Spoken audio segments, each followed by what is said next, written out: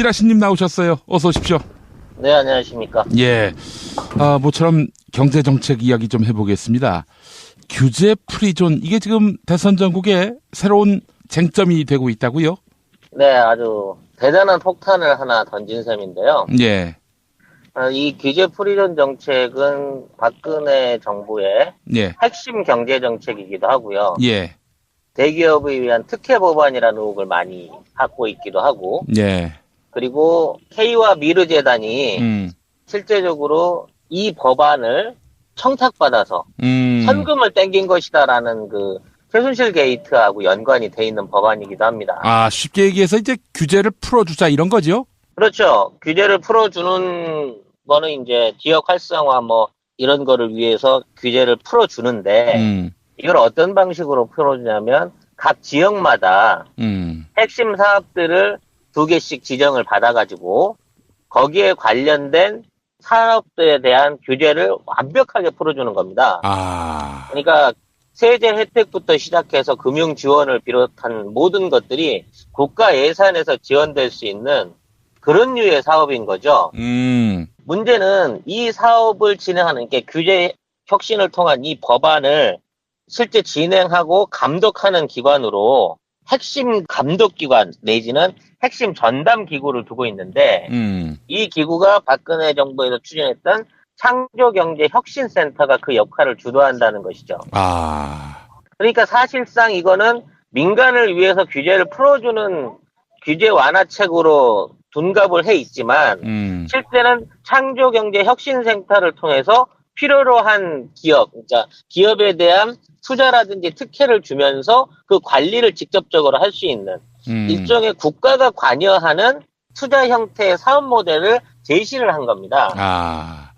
아니 그렇다면은 사실 이게 쟁점이 될 이유가 없는 것이 박근혜는 파면 구속됐고요. 또 뭐 창조경제 치읓자도 지금은 거론조차 할 수 없는 상황이라면은 뭐 규제 프리존 뭐 이건 아예 없애는 게 상식 아닙니까?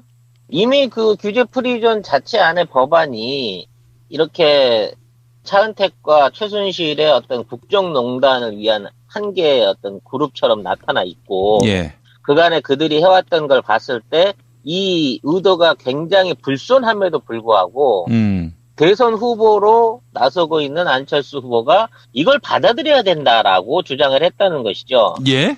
아니 왜? 그러니까 이제 그 의도가 매우 수상쩍은 거예요. 왜냐하면 이건 두 가지 부분에서 분명히 안철수 후보로서는 큰 실책입니다. 첫째, 박근혜 정부의 실패했던 경제정책의 일환이었고 특히나 재벌들에게 이런 이제 투자 사업을 하게 된다고 하면 중소기업들보다는 재벌들이 훨씬 더 사업에 진출하기 유리한 부분들이 있고요. 특히 삼성의 뭐 의료 민영화라든지 뭐 LG의 빅데이터 사업이라든지 뭐 여러 가지 분야 안에서 각자 일종의 자기 목줄을 꽂아놓고 있는 상황인데도 불구하고 이런 위험성을 알면서도 이 정책을 승계하겠다고 하는 건 그동안 박근혜 이명박 정부가 해왔던 친재벌 정책을 그대로 승계하겠다는 일종의 메시지를 재계에 던진 거라고밖에 볼 수 없는 거거든요. 이게 우클릭, 보수화, 중도 표심 잡기 그 일환인 건가요, 그럼? 이건 중도의 표심 잡기보다는 사실상 친재벌적인, 그러니까 기존에 있는 기득권 재벌층을 위한 거대 기업들을 위한 일종의 호혜 메시지라고 봐야 될 것 같고요. 예.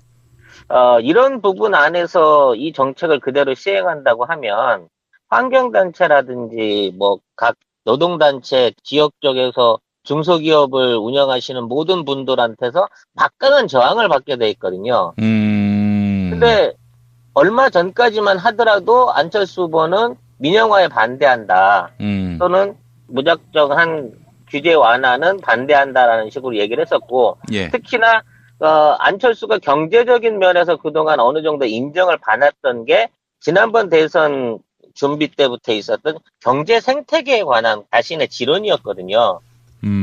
그러니까 안철수는 그동안 바닥부터 창업하고 시작하는 중소기업들이 생태계를 이뤄서 성장을 해야 모든 경제 순환 구조가 정상적으로 돌아간다라는 이론, 그게 생태계 경제론을 앞세워가지고 그동안 많은 젊은 청년층이나 어떤 중소기업자들한테서 호응을 받았던 바가 있는데 예. 지금 이런 얘기는 그동안에 해왔던 모든 얘기들을 다 뒤집어버리는 자신의 경제정책 하나를 또 뒤집어버리는 결과라고 볼 수 있는 거거든요. 예.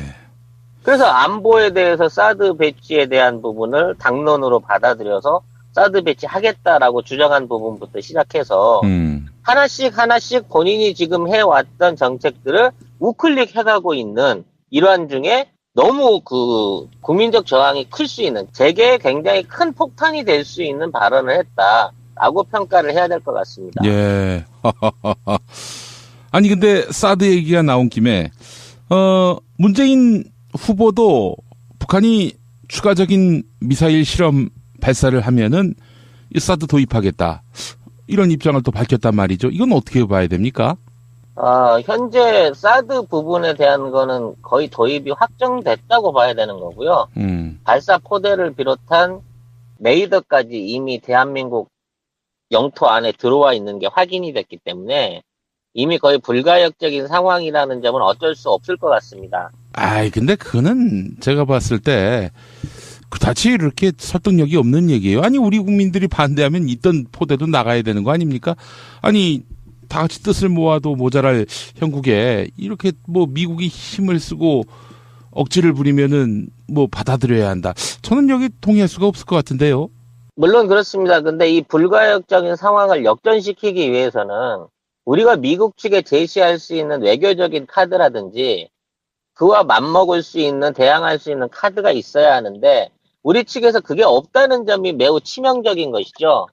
즉 미국과 거래를 할 수 있는 카드가 없다는 게 지금 가장 큰 문제입니다. 이러한 카드를 확보하기 위해서는 우리가 대북 관계에 있어서 뭐 남북 대화를 통한 해결 방안을 제시를 한다든지 뭐 경제적인 부분이라든지 뭐 여러 가지 교역을 통해 가지고 우리가 북한을 어느 정도 통제할 수 있다라는 증거를 보여줘야 되는 건데 지금 있는 상황에서는 그러한 외교적인 카드가 없는 것이거든요.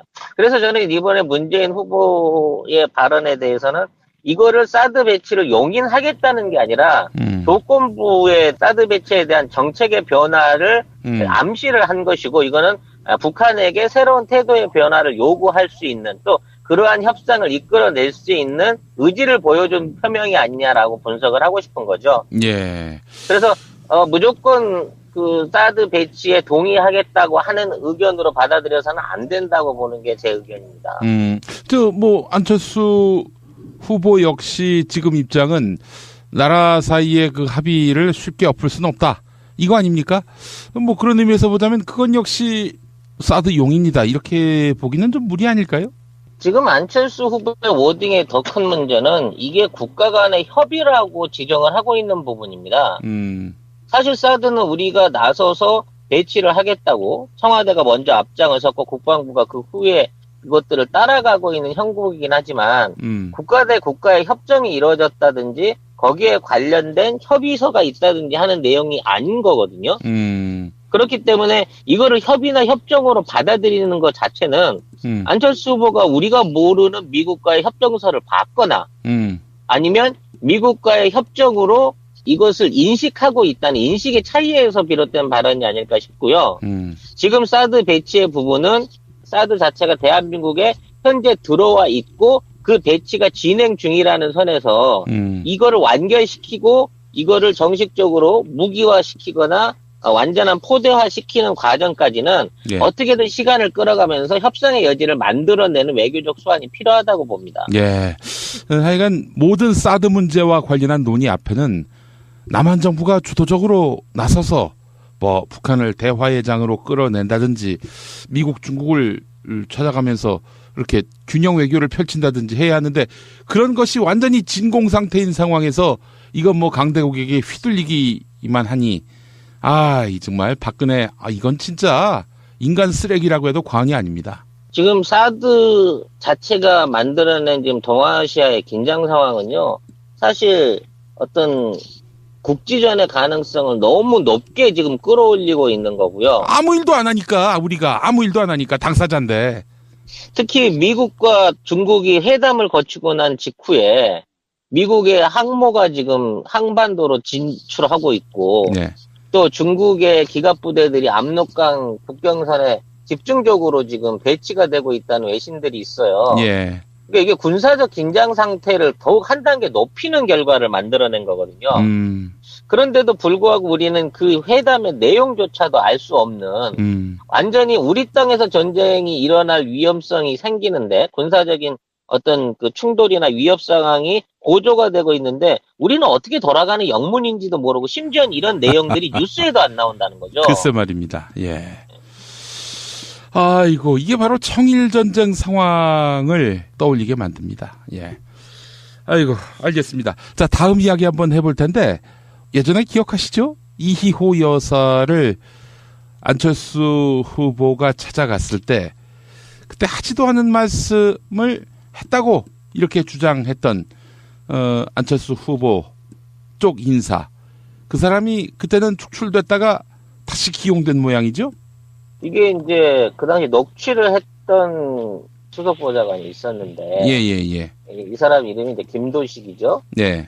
그래서 이 사람이 개인적으로 안철수나 당직자하고는 사전에 교감 없이 개인적으로 이 내용을 녹취를 했었다라고 녹취본을 가지고 있었던 게 이제 문제가 된 거죠. 예. 문제는 이제 안철수 후보가 정권 교체를 하라는 말을 이호 여사한테 들었다는 거고, 또 안 의원이 주축이 돼서 정권 교체를 하라라는 말을 했다고 얘기를 하는데 실제 이호 여사는 그런 말을 한 적이 없다라고 얘기를 하니까 예. 나는 녹취록이 있다라는 식으로 얘기를 꺼내가지고 이거를 이제 굉장히 공분을 샀던 거죠.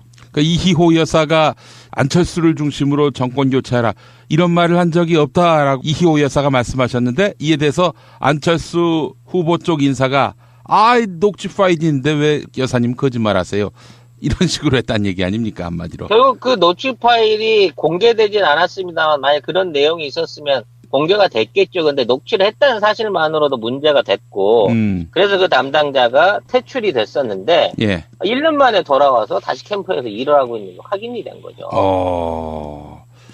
이거 어떻게 봐야 됩니까? 글쎄요. 이런 거는 한 번이면 어떤 도덕적인 부분의 거를 논하기보다는 뭐 실수가 있었다 말 그대로 개인적인 일탈이었다. 예. 우리나라 사람들은 개인적인 일탈 참 잘하지 않습니까? 예.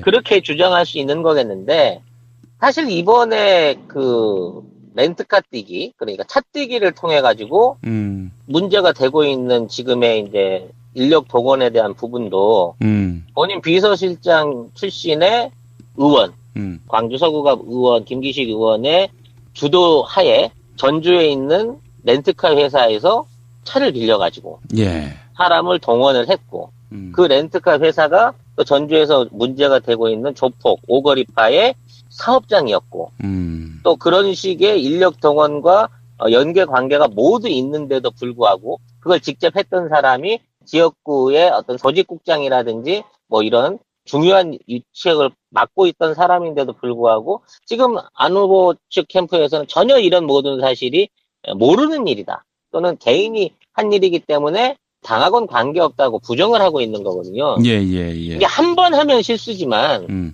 두 번 하면 이건 더 이상 실수라고 보기가 힘든 거고요. 그 이후에도 뭐 부인의 뭐 그 위안부 할머니 장례식장에서의 그 선거운동 논란이라든지 이런 부분이 계속 어떤 인재죠, 인재가 일어나고 있는데도 불구하고 이런 부분들을 아예 그 무시하고 얘기를 안 해버리는 식의 반응을 보이고 있다는 거죠. 이건 정말 소통에 대한 의지와 여지가 전혀 없는 태도인 거고 예. 이런 태도를 계속 반복하게 된다고 하면 안 후보 자체에 어떤 인격적인 결함에 대한 부분을 한번 짚어봐야 된다는 얘기가 될 수 있다는 얘기죠. 예. 저는 가장 실망했었던 게 지금 그 대표 수락연설, 그러니까 후보 수락연설을 하는 과정에 핵심 키워드들이 오바마 대통령의 어떤 2004년 전당대회 때 연설을 표절을 했다라는 의혹이 나왔는데 예. 여기에 대한 질문에 대해서 이거 제가 너무 크게 웃으면 안 되겠죠? 라고 무시하고 가버린 거예요. 언론에 대한 태도를. 예. 그러니까 한 번도 공식적으로 언론이라든지 주변에서 이제 부각되고 있는 문제에 대해서 공식적인 해명이 전혀 없다는 지금의 태도가 언제까지 계속 이어질 거냐. 뭐 딸의 재산 공개 문제 부분부터 시작해서 어마어마하게 많은 지금 어떤 의혹들이 들어가지 않습니까? 예. 근데 이 모든 검증을 하지 않으려고 하는 안철수 후보의 태도는, 이거 어떤 공직에서는 더군다나 대통령을 하겠다는 사람의 태도로서는 너무 부족한 게 아닌가라는 비난을 받을 수밖에 없다는 거죠. 예. 참, 답답합니다. 이 안철수 씨 이야기를 들어보면, 워낙에 그 분칠, 화장, 포장, 이런 것들이 많이 된 박근혜, 한테 나중에 속은 기분이라고나 할까요? 왜 그런 기시감이 들지요? 사실 안철수라고 하는 사람이 전개에 나타난 이후로는 너무 꽃길만 걸었던 것 같습니다. 뭐 어떤 선거구의 선정에 있어서도 뭐 부산으로 가라든지 좀 더 험지에서 출마를 하라는 어떤 주변의 권유를 물리치고 전혀 생각지도 하지 못한 노원 쪽에서 이렇게 출마를 해서 당선이 된 부분도 있고, 그 과정에서도 그곳에서 지역구로 터잡았고 또 불이한 판결로 결국 삼성 봐주기 판결로 의원직을 잃은 노회찬 의원한테 전화해가지고 그냥 안부만 묻고 끊더니 뭐 내가 이 지역구를 가겠다고 양해를 구했다, 이런 거짓말로 또 포장을 했었고요. 안철수 씨가 이거 그렇게 해서 또 이 지역구의 국회의원이 됐고요. 그렇게 해서 또 재선까지 했죠. 그래서 저는 이거 보면서 말이죠. 말씀하신 대로 꽃길만 걸었다. 이제부터 안철수 후보는 대선이라는 큰 선거를 앞두고 본격적인 검증 작업에 들어갈 겁니다. 이건 지금의 언론이 정말 기묘하게도 안철수의 그 의혹에 대해서는 이걸 전부 다 덮어주고 있는 형상을 끌고 가고 있는데요. 예. 본격적인 선거전이 시작되게 되면 이 모든 것들에 대한 의혹이 제기가 될 것이고 그 의혹에 대응하지 못하면 못할수록 안 후보 자체의 자질에 대한 평가를 낮게 받게 되는 계기가 될 수 있거든요. 예. 더군다나 지금 안철수 후보를 노리고 있는 또 강력한 저격수가 있지 않습니까? 예. 네, 같은 경남 경북권을 두고 어떤 보수의 표를 지키고 뺏어야 하는 경쟁자 관계인 홍준표 후보가 안철수 후보의 지금 의혹에 대한 엄청난 말들을 쏟아낼 걸로 예상이 되거든요. 예. 과연 그랬을 때 지금의 태도만으로 안철수 후보가 예. 지금 있는 의혹을 불식시키고 국민들한테 신뢰를 받을 수 있는 어떤 후보로서의 위치를 잡을 수 있을까? 이런 방식으로는 곤란하다는 거죠. 예. 제가 생각해도 말이죠. 김대중 노무현 대통령의 길을 보면 가시밭길 아니었습니까? 뭐 수감되고 또 테러 당하고 그리고 대한해협에서 그 신체가 던져질 뻔도 했었고요. 온갖 풍상과 고통 속에 인동초가 된 김대중과 질게 뻔한 그런 곳에 나가서 판판이 지면서도 지역주의와 맞서 싸웠던 노무현의 역정. 여기에 비하자면은 이런 안철수에게서 우리가 어떤 그런 진정성과 감동을 얻을 수 있겠어요? 어떤 성공한 의사 또는 학자 그리고 기업인, 사회의 기부를 이뤄낸 어떤 기부천사, 이 모든 이미지들이 이번 대선을 통해서 전부 다 검증받게 될 것이고 그동안의 행적들과 그 사람이 쌓아온 업적들이 사실 얼마나 불합리한 것이었고 또는 특혜에 의한 것이었나라는 부분에 대한 지속적인 질문을 받게 될 겁니다. 근데 안철수가 지금 당장의 기간이 30일도 안 남았기 때문에 그 부분은 침묵을 하거나 또는 아니라는 부정만으로 넘어갈 수 있을지 모르지만 앞으로의 정치 일정을 쭉 생각하고 이번 대선뿐만 아닌 차기 또는 그 다음번의 정치 행보를 생각하고 한다면 지금 있는 입장에서 안철수는 이 모든 짐을 지금 털어놓고 가야 되는 게 맞는 거거든요. 그렇다고 치면 이런 식의 어떤 의혹 제기라든지 주변 인사들에 대한 의혹에 대해서 좀 더 적극적이고 제대로 된 해명이 필요하다고 생각이 되고 또 그런 부분을 못 해내게 된다고 하면 주변에 있는 사람들의 어떤 필화로 또는 구화로 인해서 안철수 본인의 대선 가대에도 굉장히 막강한 저해 요인이 될 수 있을 거라는 거를 경고를 하고 싶습니다. 예, 알겠습니다. 규제 프리존, 이 박근혜 정책을 끌어안으시겠다.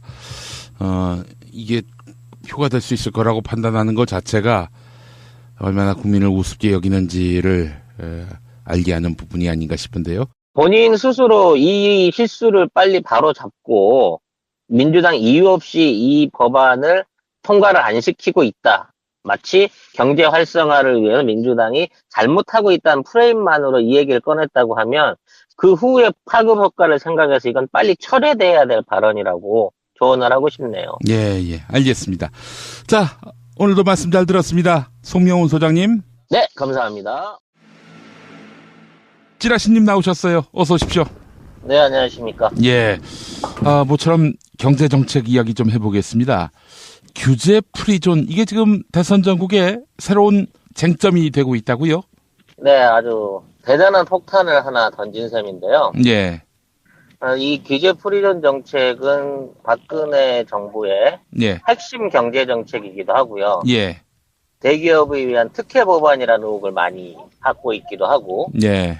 그리고 K와 미르 재단이 실제적으로 이 법안을 청탁받아서 현금을 땡긴 것이다라는 그 최순실 게이트하고 연관이 돼 있는 법안이기도 합니다. 아, 쉽게 얘기해서 이제 규제를 풀어주자 이런 거죠? 그렇죠. 규제를 풀어주는 거는 이제 지역 활성화 뭐 이런 거를 위해서 규제를 풀어주는데 이걸 어떤 방식으로 풀어주냐면 각 지역마다 핵심 사업들을 두벌들에게 이런 이제 투자 사업을 하게 된다고 하면 중소기업들보다는 재벌들이 훨씬 더 사업에 진출하기 유리한 부분들이 있고요. 특히 삼성의 뭐 의료 민영화라든지 뭐 LG의 빅데이터 사업이라든지 뭐 여러 가지 분야 안에서 각자 일종의 자기 목줄을 꽂아놓고 있는 상황인데도 불구하고 이런 위험성을 알면서도 이 정책을 승계하겠다고 하는 건 그동안 박근혜 이명박 정부가 해왔던 친재벌 정책을 그대로 승계하겠다는 일종의 메시지를 재계에 던진 거라고밖에 볼 수 없는 거거든요. 아, 이게 우클릭, 보수화, 중도 표심 잡기 그 일환인 건가요, 그럼? 이건 중도의 표심 잡기보다는 사실상 친재벌적인, 그러니까 기존에 있는 기득권 재벌층을 위한 거대 기업들을 위한 일종의 호혜 메시지라고 봐야 될 것 같고요. 예. 이런 부분 안에서 이 정책을 그대로 시행한다고 하면 2개씩 지정을 받아가지고 거기에 관련된 산업들에 대한 규제를 완벽하게 풀어주는 겁니다. 아. 그러니까 세제 혜택부터 시작해서 금융 지원을 비롯한 모든 것들이 국가 예산에서 지원될 수 있는 그런 류의 사업인 거죠. 문제는 이 사업을 진행하는 게 규제 혁신을 통한 이 법안을 실제 진행하고 감독하는 기관으로 핵심 감독기관 내지는 핵심 전담기구를 두고 있는데 이 기구가 박근혜 정부에서 추진했던 창조경제혁신센터가 그 역할을 주도한다는 것이죠. 아. 그러니까 사실상 이거는 민간을 위해서 규제를 풀어주는 규제 완화책으로 둔갑을 해 있지만 실제는 창조경제혁신센터를 통해서 필요로 한 기업, 그러니까 기업에 대한 투자라든지 특혜를 주면서 그 관리를 직접적으로 할 수 있는 일종의 국가가 관여하는 투자 환경단체라든지 뭐 각 노동단체 지역 쪽에서 중소기업을 운영하시는 모든 분들한테서 막강한 저항을 받게 돼 있거든요. 근데 얼마 전까지만 하더라도 안철수 후보는 민영화에 반대한다. 또는 무작정한 규제 완화는 반대한다라는 식으로 얘기를 했었고 예. 특히나 안철수가 경제적인 면에서 그동안 어느 정도 인정을 받았던 게 지난번 대선 준비 때부터 있었던 경제 생태계에 관한 자신의 지론이었거든요. 그러니까 안철수는 그동안 바닥부터 창업하고 시작하는 중소기업들이 생태계를 이뤄서 성장을 해야 모든 경제 순환 구조가 정상적으로 돌아간다라는 이론, 그게 생태계 경제론을 앞세워가지고 그동안 많은 젊은 청년층이나 어떤 중소기업자들한테서 호응을 받았던 바가 있는데 예. 지금 이런 얘기는 그동안에 해왔던 형태의 사업 모델을 제시를 한 겁니다. 아. 아니, 그렇다면은 사실 이게 쟁점이 될 이유가 없는 것이 박근혜는 파면 구속됐고요. 또 뭐 창조경제 치읓자도 지금은 거론조차 할 수 없는 상황이라면은 뭐 규제 프리존 뭐 이건 아예 없애는 게 상식 아닙니까? 이미 그 규제 프리존 자체 안에 법안이 이렇게 차은택과 최순실의 어떤 국정농단을 위한 한 개의 어떤 그룹처럼 나타나 있고, 예. 그간에 그들이 해왔던 걸 봤을 때 이 의도가 굉장히 불손함에도 불구하고 대선 후보로 나서고 있는 안철수 후보가 이걸 받아들여야 된다라고 주장을 했다는 것이죠. 예? 아니 왜? 그러니까 이제 그 의도가 매우 수상쩍은 거예요. 왜냐하면 이건 두 가지 부분에서 분명히 안철수 후보로서는 큰 실책입니다. 첫째, 박근혜 정부의 실패했던 경제 정책의 일환이었고, 특히나